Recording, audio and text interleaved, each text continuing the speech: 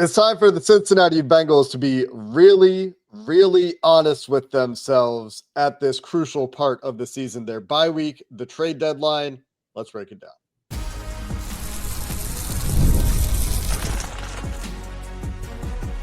You are Locked On Bengals, your daily Cincinnati Bengals podcast. Part of the Locked On Podcast Network, your team every day. What up, Bengals fans, and welcome to another episode of the Locked On Bengals podcast, part of the Locked On Podcast Network, your team every day. He's James Rapien. I'm Jake Liscow. We've been covering your Cincinnati Bengals here on Locked On Bengals between the two of us since 2016, your most consistent one-stop shop on the internet or wherever you get your Bengals content for everything going on with the Cincinnati Bengals, news, analysis, film breakdowns, post-game reactions. We've got it all here all year round on Locked On Bengals. The everydayers already know it, and if you make us part of your routine, you make us your first listen. We appreciate all of you out there with those great listening habits. And, well, we've got some big topics to get into today, James Rapien. The trade deadline right around the corner. The Cincinnati Bengals in a position to really evaluate who is part of their future, be honest about who they are this year, and make choices accordingly. That's where we start today in an episode brought to you by FanDuel, where new customers can bet just $5, and if that bet wins, you'll get $300 in bonus bets to use across the app. But James, like I said, starting with trade deadline discussions, and to me, any discussion around the trade deadline for the Cincinnati Bengals means they need to be honest about who they are this year with themselves and understand where they're at. They need to have a clear plan about what players on this team are part of their future. They need to have a good idea of how to execute that plan, even if that means starting it this year. And if they have offers for guys who aren't part of that plan or can generate trade interest in guys who aren't part of that plan, they should move them and start loading up because they need a major reload on the defensive side of the ball. Yep. There's a lot of starters that should be traded. You ready? I'm going to go down the list. Of literally should be traded. And I'm serious about this. Not, oh, we'll listen, or no, they should be traded. Obviously, it starts with Trey Hendrickson. We can dive into him more in just a second because that's where the bulk of our conversation, I think, would start because he has the most value. Joseph Ossai, I would trade. B.J. Hill, I would trade. Taylor-Britt, I would certainly trade. Logan Wilson, not a starter, would trade. Geno Stone, can you get something for him? I would trade. Jordan Battle, I don't think anyone would be mad if you traded him. I'm not sure what he would have, but what value he would have, but there's a theme there, and it's all right. Well, big contracts, Logan Wilson, BJ Hill, bye-bye. Expiring contracts, Joseph Ossai, Geno Stone, bye-bye. Jordan Battle, is he part of the solution? Doesn't feel like it. If you could get something, consider bye-bye. And then obviously it's the Trey Hendrickson one. And that's the big one. A lot of those names I just mentioned, you're not getting a ton for. Doesn't mean you're not getting something for them. You're not getting a ton. And they're not going to move all of those guys.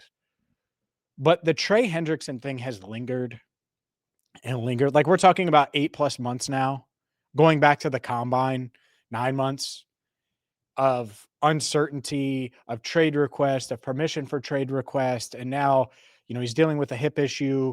I'm sure he'll be healthy enough to play when the Bengals get back from their bye. But you're 3-6. He's going to be 31 years old. Is he part of your long-term future? And if the Bengals have any hesitation about using the franchise tag, have any hesitation about signing him to a long-term deal, have any hesitation about making Trey Hendrickson part of their long-term future, well, then the answer is pretty clear. The writing's on the wall, because I think you could get a day 2 pick, probably a round 2 pick, maybe, and a player, maybe in a round 2 and a late pick as well. Like, it's not insane to think you could get multiple picks for Trey Hendrickson. And the other thing that I found myself, when I was thinking about this, wondering about is when the Bengals get back to the Super Bowl. And I know people are going to hear that and say, oh, well, you're ridiculous, James. They're never going to get. And I get it. But when they get back to the Super Bowl, Jake, do you envision Trey Hendrickson out there with the Super Bowl logo, that patch? Do you think you'll see that again? If you do sign him long term, if you do bring him back, like, is that realistic? And if the answer is no, then you might as well get what you can for him now. And I think that's the most realistic thing is that you trade him, you maximize what you can get for him, and you move on. Yeah, I think the complicating part with Trey is the franchise tag. And we talked about this when he signed the adjusted deal. The fact that he allowed that void year and his agent allowed that void year mean that the franchise tag for Trey Hendrickson is an affordable, number, also avoidable if they had signed him to a long-term deal, but an affordable number for the Cincinnati Bengals next year. The cap hit is roughly the same as it otherwise would be because of that void year, but from a cash outlay, it's the same. Or it's the same as a basic franchise tag. It's cheaper than it had to be. If they hadn't agreed to the void year, that franchise tag would be an untenable idea for the Bengals. And maybe it is anyway, but it would be an financially untenable number for the Bengals to think about. The fact that that option exists does muddy the waters a little bit. Amid reports from Diana Rossini, who is the only one really reporting about what the Bengals are asking for as of the time of us recording this episode, James, saying that the Bengals are still looking for a first-round pick in return for Trey Hendrickson. And I get it, because you look at the Micah Parsons return, you look at the asking price for the top-end edge rushers in the NFL, and that's what the Bengals are saying that Trey is from a trade market perspective. I get why they would ask that, but in season, expiring deal, the team would have to give up a lot of money. It's a lot of the same reasons that they didn't get that offer in the offseason, and now you're in season. You're hoping for a desperate team that really wants that pass rush help to make you an offer. Jalen Phillips was just traded for a third-round pick, and Trey is better than Jalen Phillips, but he's also older and more expensive. And so those are factors that the Bengals have to contend with. But the biggest complication here, me, is that franchise tag option in their back pocket. Because if they are considering that and they're like, we might want to franchise him, then that really probably clouds their analysis of, is Trey Hendrickson part of our future or not? Well, if they want to franchise him and that's something they consider, then they might as well just talk to him now and negotiate an extension. Yeah, you know, and that's why I said at the beginning when I was talking about execute your plan, even if it starts now, that's exactly what I meant. I mean, you could sign him tomorrow to an extension. So like, if that's it, then do it and cross that box off. You and I both know that's not it. That's not going to happen. There's zero chance he signs an extension this week, right? I mean, that's not even a bridge that they're even close to. And that's why, again, I try to put the Super Bowl element in perspective. You're trying to get back to the Super Bowl. How do you get back to the Super Bowl? And if you do get back there, is it realistic to think that 91 is going to have Hendrickson on the back of his jersey and have that Super Bowl patch? I just don't think it is. I really don't. I mean, maybe the past couple of weeks where they give up 87 points in 2 games, maybe that's it. Maybe that's what's 86 points. That's what's clouding my mind. But maybe not. Maybe this is just who they are. And the defense needs a complete revamp. And plus, you get those assets. And I get it. There are people that are going to be like, man, they're going to waste those assets anyway. That's fine. I have a whole nother wrinkle trade deadline wise that I want to get to coming up in a bit after we discuss the roster here. But you can't just hold on. And if you can get value for Trey, if you could get a 2 and a 5 for Trey, which I don't think is out of the question. If let's say you get a late 2, a playoff team sends you a 2 and then a 5th rounder. Like, can you really say no to that? I would have a hard time saying no to that, given where they are, given where he is, given where the contract extension would have to be with guarantees and everything that he would want. You already know that. You've been down this pipe. Even with the tag and everything. I'm good, man. I'm good. If you can get like a 2 and a 5, 2 and a 6, 2 and a player, whatever. It would take a 2. I'm not giving him away. 2 gets you in the door here. I know they're saying 1, fine with the negotiating part, but by Tuesday at 2 or at Tuesday at 4 p.m., a 2+ would get it done for me. Yeah, I think I'm probably on the same page as you if that's the decision. I think that there's still an argument to keep him as part of your long-term plan. And we're not really discussing that here because I don't think either of us really buy that that's the Bengals' vision here. The way they treated him this offseason, the way this has been going on for years, that the saga back and forth. You mentioned training camp. It goes back longer than that. It goes back years. It goes back to that first sweetener and 1-year extension, and then last year's trade request and this year's trade request, and the trade request permission granted this year. It's been going on for a long time now, which really makes you doubt that Trey Hendrickson is part of that long-term plan, which is why you come around to, okay, trade the most valuable piece you have, get as many assets as you can, And if your point goes to Duke Tobin and how you're going to spend those assets, well, then there is a bigger conversation there. And then you're talking about ownership stepping in and facilitating the trade and deciding later whether Duke Tobin's going to be the guy to use those assets or not. Again, a bigger conversation. But all of these questions about the Cincinnati Bengals and where they're at do go to the top. We'll continue, like you said, James, more to get to here on the trade deadline in terms of other players that could be traded, in terms of your ideas for what the Bengals could do coming up next. Nobody likes paying rent, but if you must, you might as well get something for it. And that's where BILT comes in. BILT is changing the game by turning your rent payment into real rewards that you can actually use. When you pay rent through BILT, you earn flexible points that can be redeemed toward hundreds of hotels, airlines, a future rent payment, your next Lyft ride, and more. But BILT just isn't about rent. No. It's about rewarding you around your entire neighborhood. BILT is awesome. It makes everyday life more rewarding, from your neighborhood to your travel plans. Whether you're grabbing food at your favorite local restaurant, heading to the gym, you can earn rewards with BILT. It's that simple, and your rent is finally going to work for you. Turn your rent into rewards and start earning points around your neighborhood. All you have to do is go to joinbuilt.com/lockedonnfl. That's joinbuilt.com/lockedonnfl, joinbilt.com/lockedonnfl. Make sure to use that link so they know we sent you. It's so interesting, Jake, that we're in this spot, and I look at it and I'm thinking like long-term plan. And I think the way you framed it is important, because the plan on defense is so big right now. Like, you got to have a vision, because they need so much that if you're going to turn this defense around, if you're going to fix it, and I asked Zach Taylor, hey, can it be fixed? We're going to try. Didn't say for sure yes. He said absolutely, and then he stopped himself because he knew, I think. And I exchanged some texts from coaches and other NFL personnel Sunday night, early Monday morning, just about the talent level. And I'm just like, all right, well, just to make sure, one, I'm ripping them for tackling and all those things, and just all of it, just to kind of confirm and bounce ideas off of them. And I mean, the talent level, shocker, is lacking. NFL circles feel the same way that we do, that fans do, that everybody does. And so if you're the Bengals, not only should you be willing to move some of these guys that clearly aren't in your long-term plans, and Logan Wilson, not. Joseph Ossai, not. I mean, I think it's pretty unlikely that he re-signs here. Doesn't really make sense. B.J. Hill, you could argue, I guess he is, but it's a bad contract, so why not just move it? And so plenty of guys like that.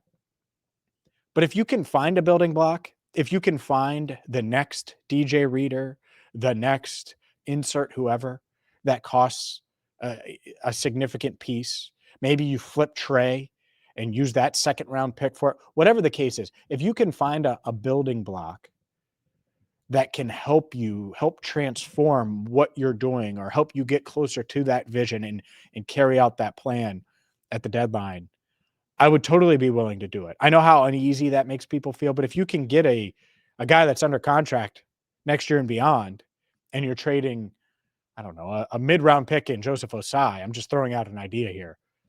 Well, I would totally be willing to do it, right? And some of those guys could be available. And that's the other conversation here. I don't think the Bengals should just be sellers. I think if they could find the right fit that's part of their future plans, or could be part of their future plans and their foundation, they should absolutely pursue that guy. Almost never happens in the NFL, right? Like, I don't disagree with you. Across the NFL, and we're asking the Bengals to do something that's bleeding edge. No doubt. Almost never happens when you're a bad team. That you're Neither does actually 52 missed tackles in a game, and we've seen that. They have to. They should, at least. Well, one of them is not them willing it to happen. One of them is just the incompetence, right? So, like, if you're talking about a long-term piece, say, for example, Quinnen Williams, like, that's actually going to cost a fair price. That might cost you a first-round pick. Mm-hmm. Maybe it's the second, and maybe there's some other change you can throw in to get there without a first-round pick. But we just saw Jalen Phillips, who's a solid player, probably not as good as, like, the Jeffrey Simmons ideas or the Quinnen Williams ideas, the stud interior defensive lineman that you can build a defense around. That's going to cost a lot. I'm not opposed to it, because you need those pieces, and the Bengals clearly haven't been able to find them. on rookie contracts outside of maybe DJ Turner. Like that's the one piece on a rookie contract you're really hoping you can build around on this defense right now. But given and I don't disagree. Like I said, I don't disagree that they should be exploring those options. But given the unlikelihood, it's just like I just keep coming back to what assets can they pile up, and then deciding later probably like, is this the regime that we want to spend those assets given the way those assets have been spent recently? But there are some players that very clearly should be traded. If anyone is interested in Logan Wilson, you move him. If anyone is interested in Cam Taylor-Britt, you move him. There's interest in both of those guys. Exactly. And given that Trey Hendrickson, we don't think is part of the Bengals' long-term plans, we think that should be one of the obvious moves as well. When you go down the list and you start talking about BJ Hill, if you can get someone to take that contract, is he part of your long-term plan? I think he's a fine player. This isn't anything against BJ Hill. It's just like, you need so much on that side of the ball. What pieces are you keeping? And we keep coming back to a few of those rookie contracts, DJ Turner, Dax Hill, and then so much needs to be rebuilt around those guys. So why not? If there's anybody interested in Miles Murphy before his rookie deal expires, why not? Right? Yeah. There's some guys that you would like to see develop. You need to be able to field a team, but why not is my question for most of the guys on this defense. DJ Turner should get an extension. So I don't think I'm trading him. But beyond that, Dax Hill probably should get an extension. Don't think I'm trading him. Beyond that, I don't know if there's anyone on this defense that I'm not trading. Miles Murphy, is this too rich for you? Miles Murphy and a 2 for Kayvon Thibodeau? I would do Miles Murphy and a 3. I think that's a no-brainer. A 2 is a high 2 from the Bengals. Like, you got to think of it that way. Yeah. I would have to look at what Kayvon Thibodeau's doing lately. Yeah. I don't know if he's like the game-changing long-term piece I want to build around. Agreed. So what I would say is for Kayvon Thibodeau, it would be like Miles Murphy and a 3 I would do. For Quinnen Williams, if you have a 2 for Trey, I would offer Trey's 2 and their 2 for Quinnen Williams. Like because their 2 could be 37th. Like it could be pretty high. It could be in the 30s when it's all said and done, depending on how it goes. Those are the ideas though. Like it's so bad. And the reason I mention it, because the Bengals aren't going to do it. Let's be real. We'd be stunned. The reason I mention it, they need those kind of like, oh my God, they signed DJ. Like you and Joe were doing the show and they signed DJ Reader. How freaking, oh my God, they signed DJ Reader. Were you guys like you were? And it's shocking in the moment. Like what the hell they signed? Like they need that jolt. Obviously they need to get it right. But like whatever that is, and I'm not saying go get DJ Reader. That doesn't make sense. But the Lions wouldn't deal him. But go find that next version of that gives you that jolt, that gives you that excitement, that makes us do the emergency show. They need that if they can, which means, if that guy's available. And so it might not be someone that we're discussing. It might not. It might be someone completely off the radar. Fine. It's their job to find that guy. And that's why I pointed out. Yeah. The difference obviously being that, like, again, these trades almost never happen in the NFL. It's hard. It is hard. The job is hard. The position they're in is hard to recover from. But the reality to us, based on what our understanding of the Cincinnati Bengals are this season, what we think their plans are for these guys in terms of their long-term future, again, I think muddied a bit by that franchise tag possibility for Trey Hendrickson, is there's a lot of guys on this defense that the Bengals should be actively taking calls for and actively trying to recoup as many draft picks as possible for. I mean, this is there are a bunch of stats coming out on Monday, James, as we're, Monday morning before we started recording this episode, about how this defense is historically bad. By DVOA, one of the worst defenses ever. By points allowed, one of the worst defenses ever. I ran through a bunch of stats yesterday, a bunch of categories in which they're the worst or second worst or third worst or fourth worst in the last 25 years. And unsurprisingly, with the way offense is going, that means they're also the worst in the Super Bowl era in a lot of those numbers, or near worst in the Super Bowl era in a lot of those numbers. And I know Jay Morrison wrote about it over at bengalsock.com as well, because it's not hyperbole to say that. A lot of times it is when you're like watching a game and you're feeling, man, I've never seen anything like this. A lot of times it is hyperbole. A lot of times it is victim of the moment. And statistically, That is really not what it is for the Cincinnati Bengals right now, considering what they're doing on the offensive side of the ball, especially with Joe Flacco. It's just beyond disappointing. And as a result, I think that's why we're talking about long-term plans, dumping assets, really considering the future of the front office. And really the onus is on ownership to do these things, right? Because you have to have those hard conversations about Duke Tobin. And maybe they're not even considering them, in which case that's its own problem. But that's where we're at the trade deadline. And then there's questions about the coaching staff. And as of the time of recording, it doesn't appear that the Bengals are making any bye-week moves on the coaching staff. Maybe that changes by the time you listen to this. If it does, we'll have another episode up. But what to do about the coaching staff at the bye week? That's next. Today's show is brought to you by FanDuel. FanDuel is America's #1 sports book, and the NBA is back, and there's no better place to get in on the action than FanDuel. It's the official sports betting partner of the NBA. And let's say you missed the game or you're jumping in the fourth quarter. Well, that's when the NBA games are decided anyway. You can have all the fun with FanDuel's live bets feature, from everything from who's going to score next to fourth quarter comebacks to same game parlays for a shot at an even bigger payout. It keeps every game exciting. It keeps every game locked in. And let's be honest, the way the Bengals have gone in the past couple of fourth quarters, the live betting part of it is going to be fun, not just NBA, but NFL. Fun, I guess, is a relative term. Right now, FanDuel is giving you any new customer $300 in bonus bets when your first $5 bet wins. That's right. Head to FanDuel.com right now, and new customers get $300 in bonus bets when your first $5 bet wins. Sign up and play your game with FanDuel, the official sports betting partner of the NBA. What do you do about this coaching staff, James? You've got an offense that, since Joe Flacco took over at quarterback for Jake Browning, leads the NFL in EPA per play.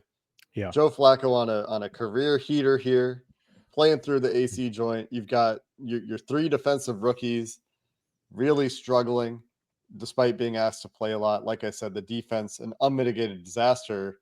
But Zach, an offensive head coach, is the head coach. What are you thinking about their direction at the bye week here? We started to talk about it a little bit yesterday. Yeah, I would make it clear that I would tell everyone that, hey, seat's hot. I just, when examining, hey, am I going to fire this guy, right? Like, am I going to fire Zach Taylor? And you start with the head coach and you answer that question. Does it make the Bengals better, or are you just doing it to do it? And as of now, I just think it would do it to do it. I don't think it would necessarily make them better. I think it would make the offense worse. Defense can't really get worse. Fine. So there's one. Al Golden. Well, we think the talent's bad, right? Like, we just talked about it. Like, you've got to revamp, got to do all these things. I get it. They stink. They're awful. All right. So firing Al Golden, how does it make them better? Who do you go to? And right now, I just don't know if there's an answer here. I mentioned the text messages I sent, and part of it was to weigh that, like, get people across the league their opinion that isn't in this building. And one person told me, like, yeah, I think Al Golden's a good coach. I thought Lou was a good coach. So what's the issue? And the issue is obviously, like, it goes to the talent part of it. Yeah. So what I would say is, why make heads roll? Like, if they keep playing like this, Zach and Al, they're all gone anyway. They're all gone. And they should be. Like, if they keep playing this way and they keep sucking and they're losing, like, it's just because you're going to have to reset anyway. But look in the mirror. Don't act with emotion. Look in the mirror and figure out the plan. And I think that's such a huge part of it is, what is this ownership going to do to fix this issue? Because that's where it starts. Like, it starts there, and then it goes down to Duke, and then it goes down. And by the way, there are a lot of people that ask, oh, well, why doesn't Duke talk? Why don't you ask this? Why don't you ask that? By the way, the media has requested Duke. Like, I'm at Paycor right now. Duke is not going to talk this week. Like, we've tried. We would love to talk to Duke. Shocker. But we would love to talk to ownership too, right? We already know the answer there.